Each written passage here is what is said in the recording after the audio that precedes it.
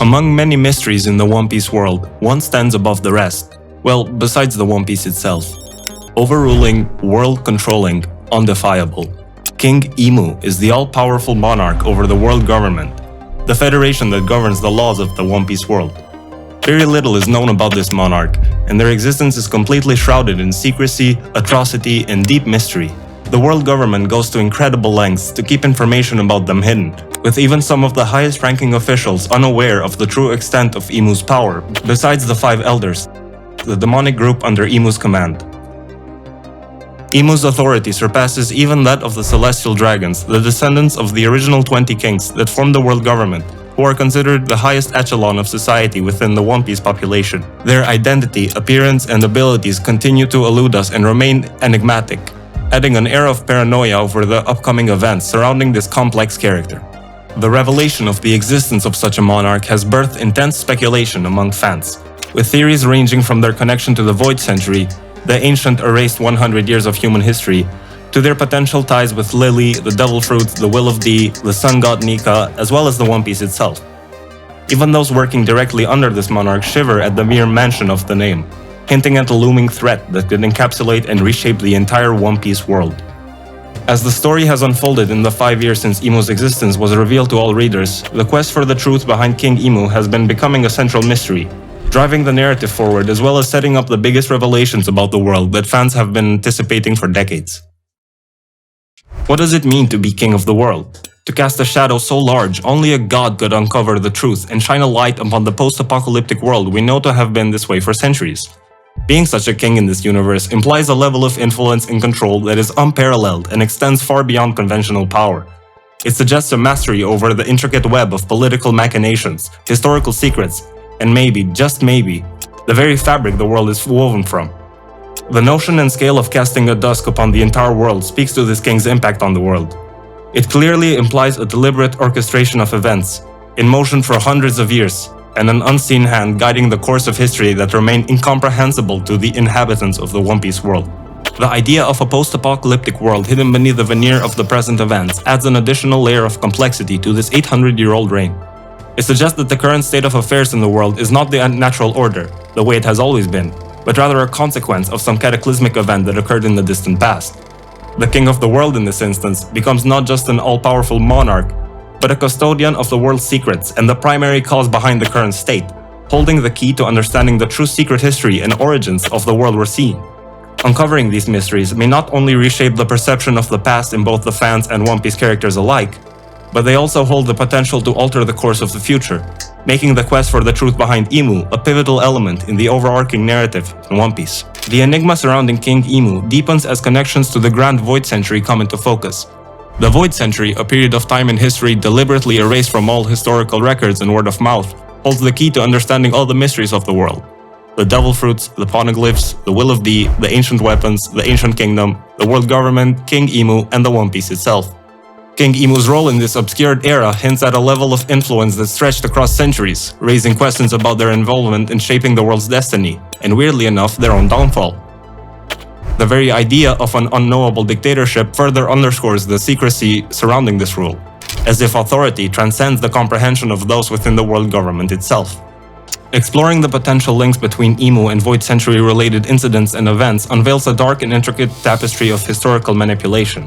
As investigators such as the librarians of Ahara and the Tree of Knowledge delve into the annals of time by deciphering the ancient poneglyphs, connections start to emerge and truths start to be spoken, hinting at Imu's involvement in events that have shaped the world's destiny. The mysteries and timeline of the Void Century intertwine with the formation of the world government and the beginning of King Imu's 800-year-old reign, suggesting a deliberate orchestration spanning many centuries with consequences reverberating through the present day, and with constant challenges in the form of inherited will descended through centuries in the indomitable spirit of humanity and those who yearn for freedom. These mechanisms through which Imu exerts control are as insidious as they are powerful. Constant mass silencing through great cleansings and media manipulation orchestrated by Imu and the 5 elders under their command highlight the extent to which the truth is malleable under this reign, and is exactly the type of atrocity you need to commit to never raise an eyebrow, to never raise a question. The story given to the masses is a narrative carefully crafted to maintain the status quo, obscuring the reality of the world's tumultuous past and Imu's pivotal role in it. The silhouette of King Imu, much like the masking of the character Pum Pum, becomes a symbol of hidden complexity, suggesting that what lies beneath the surface is far more intricate and profound than the world is led to believe. Intriguingly enough, King Imu's manner of speech and dialogue with a figure such as King Cobra adds another layer to their mystique. The exchanges are characterized by an almost cryptic eloquence, each word carefully selected with deliberate precision, as to keep even the most powerful people in the dark. The conversation offers a glimpse into the mind of a ruler who possesses an intimate knowledge of the world's secrets, playing a high-stakes game with those who dare challenge authority and seek the truth. The interaction between the king of the world and a king so powerful that he would be invited into the reverie, a meeting of powerful monarchs, reveals a delicate display of power and manipulation, with Imu's words serving as both a tantalizing invitation for a challenge, as well as a veiled warning. Among Imu's atrocities, there are many that display terrifying power and ambition to keep it all quiet. The Lulusia incident shows a haunting testament to the depths of Imu's malevolence. Veiled in secrecy and obscured by orders given by the higher-ups of the world, this atrocity stands as a stark reminder of the king's ability to orchestrate large-scale horrors and their indifference towards destroying a massive populous island, committing mass genocide in the blink of an eye. The ability to erase a massive land from the maps of the world and to fully control the mention of the name of such a land highlights the lingering fear in the reader associated with King Imu's reign. Islands such as Enies Lobby have also come into discussion recently due to the similarities between the hole left by Imu's destruction of Lulusia and the hole underneath the entirety of Enies Lobby. How many times has this genocidal weapon been used? How much silencing has to occur over an 800-year-old reign? Has the world's water level been rising for centuries, and is that why so much of the world is underwater, and why things like Aqua Laguna exist?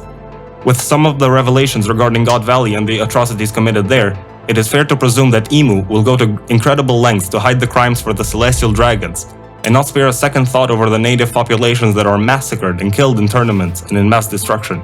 Both God Valley and Enies Lobby, shrouded in their own deep enigmas, cast shadows that intersect with the narrative orchestrated by Imu.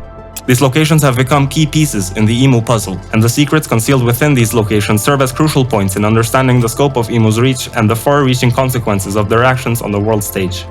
The audacious act of assassinating King Cobra, the leader of the Kingdom of Alabasta, stands as a chilling example of Imu's willingness to eliminate anyone and anything who dared to challenge their authority, and raise important, albeit taboo, questions. Cobra's death serves as a silent warning, as there is no one who can defy Imu, signaling the consequences of delving too deeply into the mystery surrounding the empty throne, to anyone who takes it that far, as Cobra did. The assassination has become a pivotal moment in the larger picture of the One Piece narrative, with large-scale implications and the potential to be the spark of a massive war, just like Blackbeard capturing Ace sparked a large-scale war between the Marines and Whitebeard pirates, although this war would make the Marineford War look puny. Dividing the One Piece world, there exists the Red Line, both a physical and metaphorical divider of the people, becoming emblematic of Imu's ability to create divisions that extend beyond geography. This colossal artifact structure serves as a testament to Imu's prowess in shaping the very landscape of the world, physically and metaphorically putting up barriers that maintain their desired world order, and is symbolic of the contrast between the artificiality of the current governing state and the harmonious nature of the ancient kingdom. The Red Line stands as an indestructible and enduring symbol of the control exerted by Imu over the destinies of nations and the flow of history. Much like Imu, the Red Line is tyrannical in its nature and will remain that way until it is flattened and all the oceans and people of the world are united once more in world peace. In the story of One Piece, there exist a lot of parallels, references, and foreshadowing to the grand picture of King Imu's reign. During the clash between Enel and Luffy, we witness a fascinating dynamic between natural enemies, rubber versus electricity, the will of the D versus the will of the king. Enel, with his self-proclaimed godhood, his perfectly loyal and obedient priests, and his control over lightning, represents a false deity in the eyes of the inhabitants of Skypiea, much like what would be thought of Imu if their existence were to ever come to light. His arrogance and belief in his divine status clash with Luffy's grounded yet formidable determination. Luffy, often perceived as the symbol of freedom and rebellion against false authority in the One Piece world, becomes the antithesis to Enel's self-appointed godhood, and the same is sure to occur between him and Imu when the time comes. The battle became in strength and talent and the delusions of false divinity. One other case that might more closely relate to Imu's current state of events is the one we saw develop in Dressrosa. Doflamingo, the fallen angel of the One Piece world, also embodies the concept of a false god, but this time falling from his throne and reaching for something beyond his control.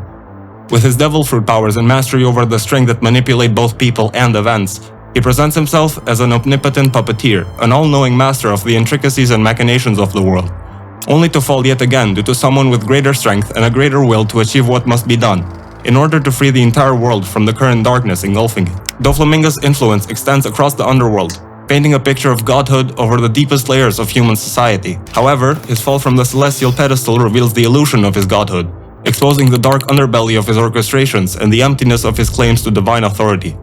However, parallels can also be drawn to religious symbolism.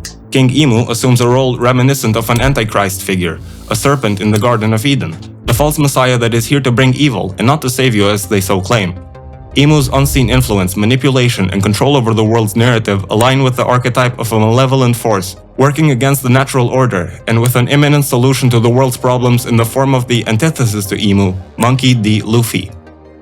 The secrecy surrounding Imu's rule adds an element of mystique, akin to the elusive serpent tempting humanity with forbidden knowledge, and punishing them for it. As the quest for truth unfolds, the implications of Imu's actions and his potential role as a false god become increasingly apparent, echoing religious narratives of temptation and deception, both inspired by the real world as well as depicted within the religion in the fictional world of One Piece. As all mysteries unfold and King Imu and all those who proclaim godhood fall, it becomes evident that the final saga of this epic tale holds the key to unraveling the threads keeping these mysteries tight. The quest for truth, interwoven with themes of power, control, and the consequences of playing God, sets the stage for a climax that promises to redefine the essence of One Piece. In closing, the journey through the mysteries of King Imu, false gods, and the overarching narrative of the Void Century within One Piece is a testament to the storytelling prowess displayed by Eiichiro Oda. The intricacies and layers woven into the fabric of the story have captivated audiences for decades. As we eagerly await the unfolding of the final saga, one cannot help but anticipate a grandiose conclusion that will be as profound as the journey that brought us here. Until then, the world of One Piece continues to be a treasure trove of adventure, revelation, and the relentless pursuit for freedom. Until the waves of the Grand Line carry us to unknown shores, we will be setting sail towards the horizon of the great unknown with an unyielding spirit. Thank you for sticking with me through this analysis of King Imu. There has been a lot of love and support on our Gear 5 and Roger Pirates videos, and we cannot thank you enough. Please make sure to like and subscribe if you enjoyed the content, and leave a comment with your thoughts as well. See you on the next one.